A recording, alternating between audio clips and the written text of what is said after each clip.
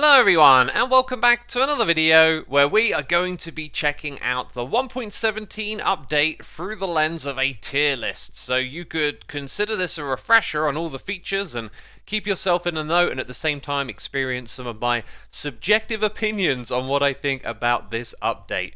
And we're going to use the tier list format where we grade everything between S and F. Now, of course, the update isn't even finished yet, but we are most of the way there. Candles, sculk sensors, and bundles have been removed, but I'm going to include them in this list, even if they are currently unfinished. And there are going to be around 40 items in total that we are going to add to this massive list here. And I also want to say a big respect to Mojang for all they do with developing this game. Yes, some things are going to end up down here on the E and the F list, but it's all in good fun, of course. And I'm going to start off with the S tier. I'm going to throw something up there, and it's actually around you right now. It's everywhere here. Can you see it? Do you know what it is? Here it is, my friends. The light source block. Oh yeah, it has lit up this dark and gloomy area, and I know it's only for creative mode, but it's such an amazing tool to have to light up your builds. This has been needed for a long time, and for me, it goes straight into the S list. So from S all the way down to F, the bundle. I'm sorry, but I just can't get on board with this. One of the big problems is, of course, the recipe. Rabbit hide can be a little frustrating to get early on in large amounts, and it's location based as well, and this is supposed to be an early game storage solution where you're going to put your junk items. However, you're more likely just to craft a chest and chuck all the stuff in there. Now, we'll give this some merit. In multiplayer, it's going to be really good to put gifts inside of the bundle and then give it to other players on your server, but in single player, it does not feel like the early game storage solution this game needs, and for that reason, I got to put it at the bottom. So what about something for the middle of the board? How about the Spore Blossom, okay? The ability to have particle effects on demand, although it's just green little blobs falling from above. I think that is pretty cool. And the one thing I think this is missing is perhaps being able to be controlled by redstone to control those particle effects. That might have elevated it up to the next tier. The glow squids. Do I even need to say it? We could have had the isologger. Oh, but we got the glow squid. Lame. That's going on the E tier.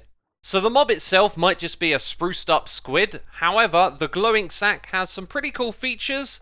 The glowing item frame is decent, but even better, being able to read text in the dark. That's a good one if you ask me. Now, this small change doesn't glow, but it is golden. I'm talking about the Spectral Arrow will now appear like a Spectral Arrow in-game instead of a regular one. You can probably thank the Vanilla Tweaks team for that, and with it being a minor change, I've put it at D. So the minecart is an old feature, but let's not forget that in this update, tracks can now be waterlogged. It does indeed slow the speed of the minecart down. I think this is a fantastic feature though. Also, you can see that our light sources actually stop the water from flowing. Underwater minecarts. Pretty fantastic feature for this update, I think. So next, let's talk about candles. These are fantastic. There are 17 different types of them. And with all that colour and variety, they can be placed in 4 different types as different groupings, which actually contribute to the light level emitted as well. So we've got an on-off state, a variety of ways in which we can light it. Henry, I knew you were going to get in the way at some point. Best of all, these items can float as well. They are so flexible, and if there's one thing we need in this game, it's more lighting options, and candles gives us it in a really fantastic and creative way. But where does it go on the list? It goes up here on the A tier, almost an S. I'm not sure what would make it an S. And let's not forget the birthday cake feature. Yeah, you can put a candle on a cake. Cool little detail. That one I'm going to put on this tier. Let's now put some blocks on the list. The game has a lot of new textures, and one of them I think is fantastic is the deep slate. There's over 19 different types of these, including all the slabs, stairs, walls, and chiseled variants. The texture is dark and fantastic for building, and for me, it's a no-brainer to put this up on the A tier. Now, there is also the case of the new ore textures, and I've got to say I'm not really sold on this. I think the emerald ore, lapis looked really great, and their new variations not so good, especially the diamond. It kind of breaks the classic diamond texture. For me, the idea of having variants and adding in a bunch more collectible blocks, pretty good idea for the game, but the new textures themselves, I'm really not sold on them. Now, of course, we have more blocks than just the deep slate. The calcite, I think, is fantastic. This is what diorite could have been, a really nice marbly texture, and it is found alongside tuff in the world, of course. This one, I'm really not feeling as much. It feels like another slightly bland grey one that will fit alongside andesite and stone, but not really add too much. And then when it comes to the amethyst, I'm actually not really a big fan of these for building. They're not structural looking blocks, and I think they're going to be hard to integrate into building. That being said, that's not really their purpose, and I'm not primarily a builder, so take all of these opinions with a pinch of salt.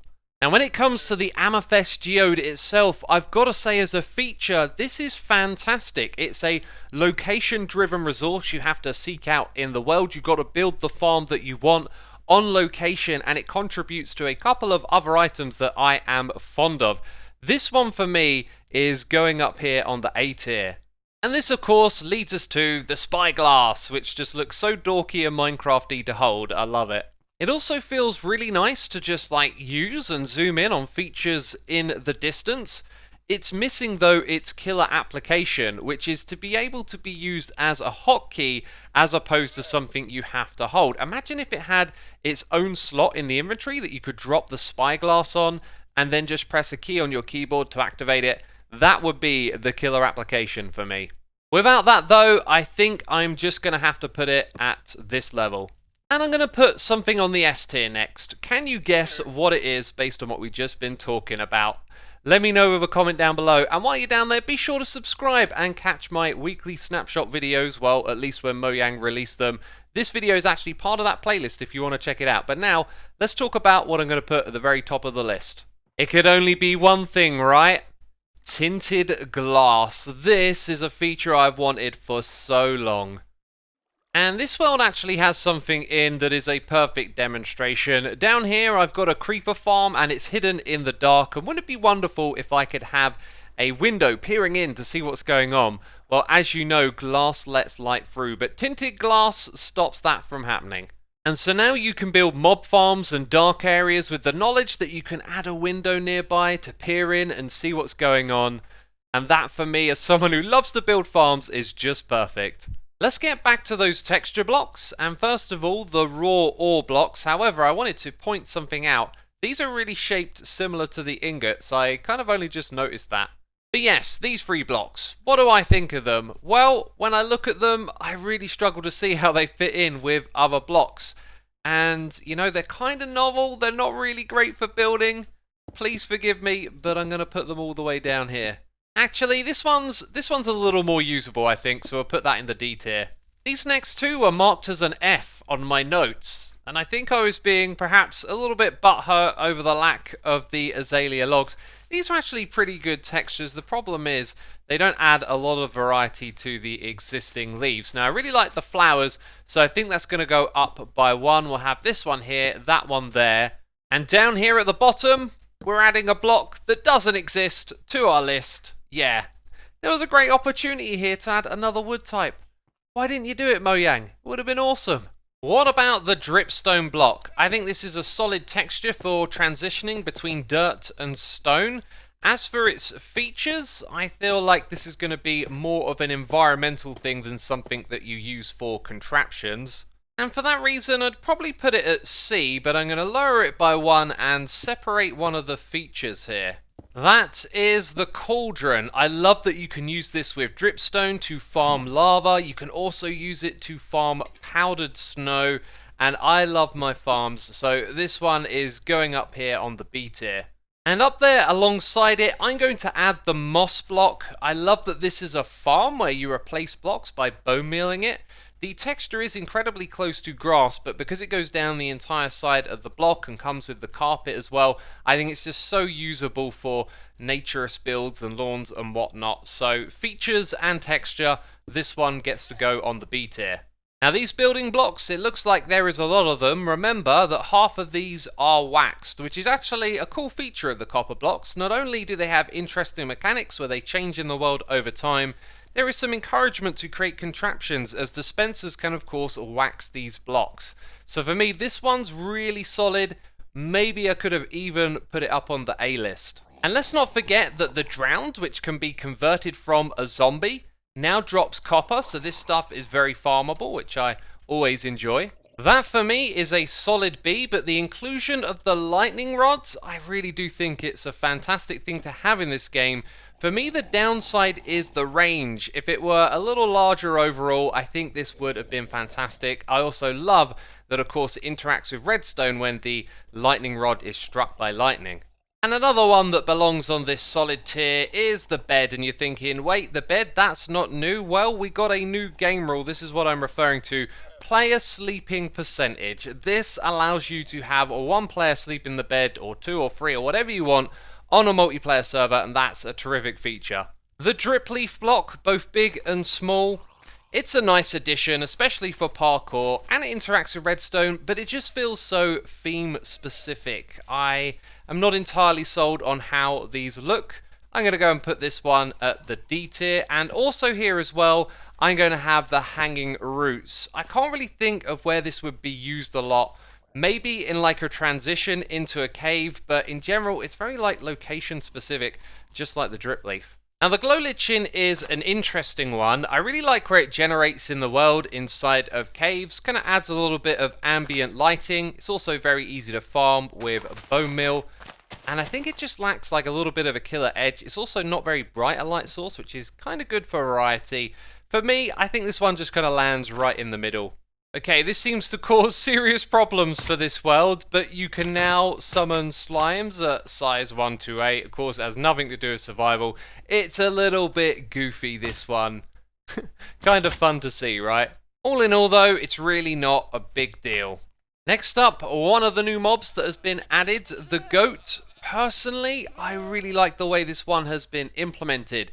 These creatures have character with the way that they can jump, that they'll also attack on occasion. They're kind of like semi-aggressive creatures. They're also going to drop their horns in the future as well. We've seen that on Bedrock Edition, but we're yet to see it here in Java. So hopefully that'll do something useful. And I also love the screaming goat as well, a rare one that has different sounds and will attack more often than not. All in all, I think this is a solid implementation of a mob that suits the environment of the mountains, and so I'm going to put it up here. So what about the powder snow block? I love that the way you pick up and place this block down in the world is so different from things that have been done before. And also it works with redstone because of the dispenser, of course. And we've already discussed how you use farming with the cauldron to obtain this stuff. It can be used to convert skeletons into strays, and it also damages nether mobs, which gives you another option for farming in the nether.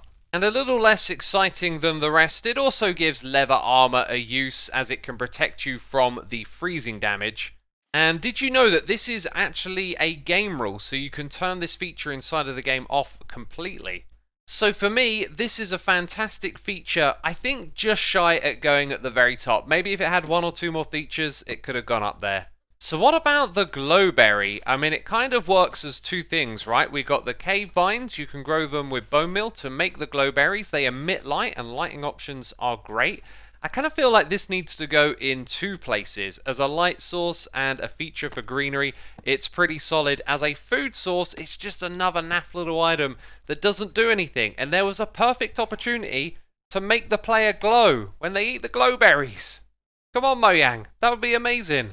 Oh, and another little feature of this, I guess. Foxes actually eat the glowberries from the vines. That guy just totally popped that out and popped it in his mouth. Let's do a couple of quick ones here. The smooth basalt texture is really nice. It goes along the other ones really well. A solid addition that maybe should have been a part of the last update, but I'm glad that it's here.